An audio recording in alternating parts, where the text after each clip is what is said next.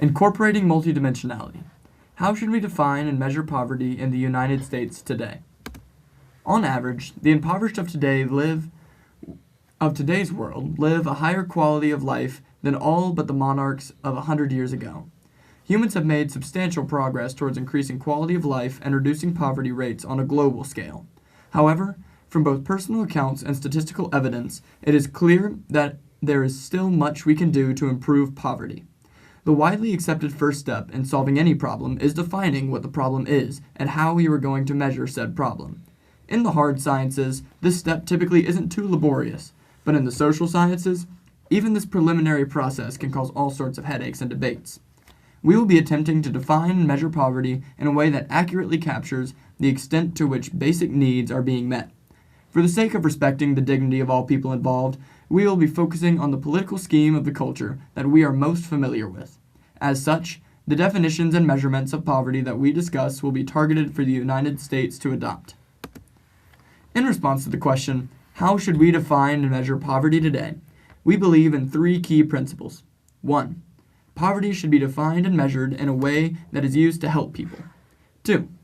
Poverty should be defined and measured with a focus on basic needs being met and by having the capabilities to have them met through reasonable effort. 3. Poverty should be defined through brackets or scales, not through black and white thresholds. Poverty should be defined and measured in a way that is used to help people. Though it may feel obvious, it's important to keep in mind why we are interested in defining and measuring poverty in the first place. The foundational principle that we work upon is that all people intrinsically matter, and thus, all people deserve to have the means to fulfill their basic needs. We are not simply trying to gather an accurate statistic. We must frame the measurements in a manner that identifies those with the greatest needs, what their needs are, and how we can provide long-term solutions to their deprivations. In other words, we need more specific breakdowns than a yes or no, and if someone is in poverty. To truly help, we need to understand why they're in poverty. We currently provide benefits in the form of in-kind or near cash. These types are easy to provide through pre-existing IRS systems. Cash-like benefits alleviate poverty symptoms, but it doesn't solve the root cause. We propose that we should incorporate higher amounts of infrastructure, investments, and beneficial business subsidies, as well as removing institutional barriers of social inequality. This would help heal the root of the problem, providing social change over charity. Secondly, it would look like making improvements to schools, subsidies to healthcare in areas in need, making job opportunities, drug rehabilitation centers, and encouraging policy reform. Lastly, this strategy needs specific information about what is creating a cycle of poverty. With the above goals in mind, it becomes easier to think about how we need to define and measure levels of poverty.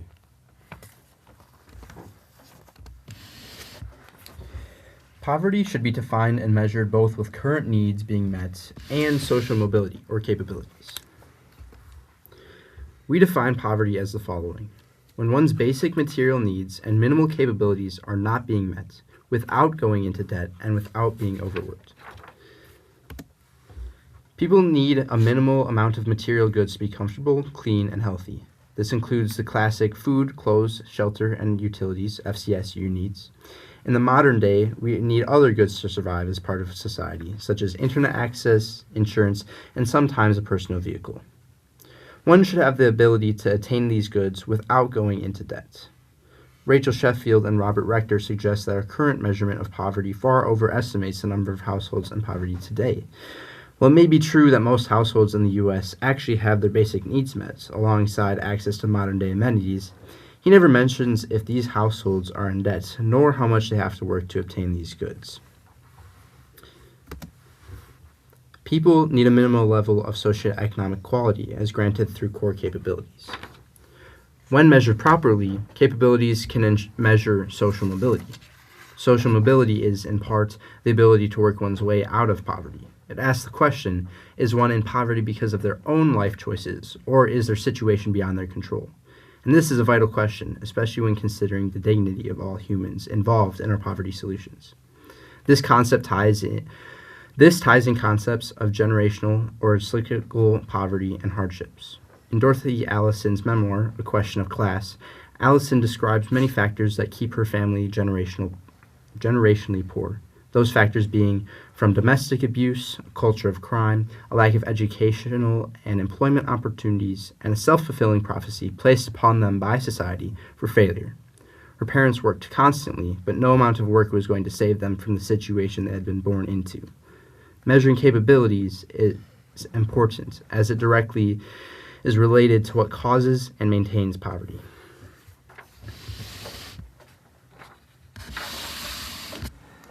For the capabilities framework, we concur with Nussbaum's 10 core capabilities and her reasoning behind why they should be considered core capabilities, and we have placed them into 3 categories to make them more adaptable to measure material poverty. The first category is educational attainment. This includes thought, imagination, and practical reasoning. People with a higher educational attainment are statistically proven to be wealthier on average. Education, as shown by Allison, is an effective way to break cycles of crime, abuse, and ultimately poverty. Education is also important for those who are struggling to be able to productively express why they are struggling so something can be done about it. The second category is self-determination. This includes emotion, play, bodily integrity, moving where you wish, affiliation, and animals or pets. Measuring self-determination is not strictly necessary for measuring material poverty, but it does ensure that we are protecting the dignity of those we attempt to help via benefits, investments, and policies. The final category is health. This includes life, bodily health, bodily integrity, freedom from being attacked. Individuals should not have to put their health on the line to attain a basic quality of life, nor to attain any other core capabilities. We also believe that a central capability falling under health is a minimal amount of rest. People should not have to spend all their time working just to have their minimal needs met. They might have enough material goods, but they attained those goods at the expense of their health, ability to play, ability to affiliate, and ability to interact with society. Poverty should be defined through Our third point is that poverty should be defined through categories. Many poverty systems already function this way. For example, benefits such as SNAP, housing vouchers, Medicare, Medicaid, and prioritized based on are prioritized based on percentages of the poverty threshold, with the greatest amount of benefits going to those who have the lowest income. However, Robert Rector makes a fair point that not everyone who is classified as in poverty is struggling to the same extent. Using our current system as an example, there should be a larger focus on defining percentage of poverty lines and estimating the quality of living in brackets of poverty lines. This would give the public and organizations a better idea of how severe poverty is and how poverty severity is changing over time. We would also glean more information about where poverty is the most severe. This concept could be extended to methods like the MPI as well, where total MPI scores are counted instead of only having a threshold determining if somebody is or is not multidimensionally poor. So, with all these shoulds, what would a measurement that incorporates all of these factors actually look like? Currently, the United States uses the official poverty measure and the supplemental poverty measure, where income is measured as a proxy for quality of life. So the OPM is a very outdated measure created in the 1960s as the first official measure of poverty in the United States. The poverty threshold was defined as 3 times the cost of a thrifty food basket. However, since groceries were a third of the spending of an average family, since then, spending habits, the culture of living, and the goods that are needed to survive in modern society have drastically changed. While it is adjusted for household size and inflation, its basis of threshold measurements needs to be redefined. Despite it still being used to determine who receives benefits, it has many shortcomings. Firstly, it is not geographically adjusted to account for cost of living. It does not account for non-discretionary expenses such as childcare, healthcare, and work-related expenses. It does not consider debt. Lastly, it does not measure the capability that people have to get out of debt and poverty. However, on the other side, the supplemental poverty measure tries to fix the shortcomings of the OPM with a new basket of basic living needs that is better adjusted for modern-day needs. It considers post-tax benefits and some non-discretionary expenses. However, it still does not incorporate the capabilities framework in any way, which is essential to understanding what needs to be done to improve quality of living and poverty rates. As such, a measure that follows a similar framework to the NPI should be incorporated alongside the current OPM and SPM.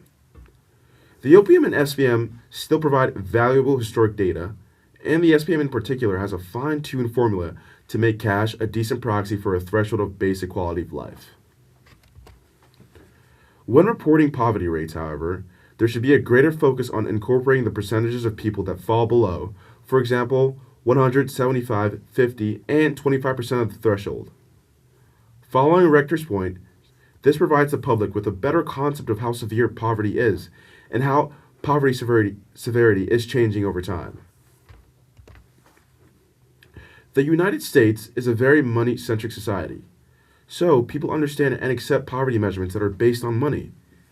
Even so, if we incorporate a capability of measurements alongside our cash measurements, we may, with time, be able to phase our societal understanding towards a valuable capabilities approach. We are proposing a transition of measurement definition, not a revolution. So, what would this U.S. adjusted MPI look like? These are rough ideas, with much room for debate and research about determining thresholds and item weighting, but an example would follow these 4 categories.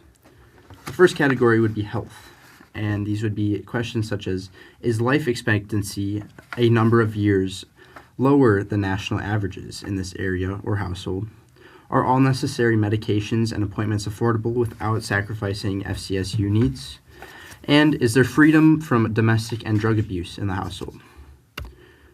Our next category would be education, where some example questions could be, is there anyone in the family who has not attained a high school diploma or GED? And this would have more weight per se.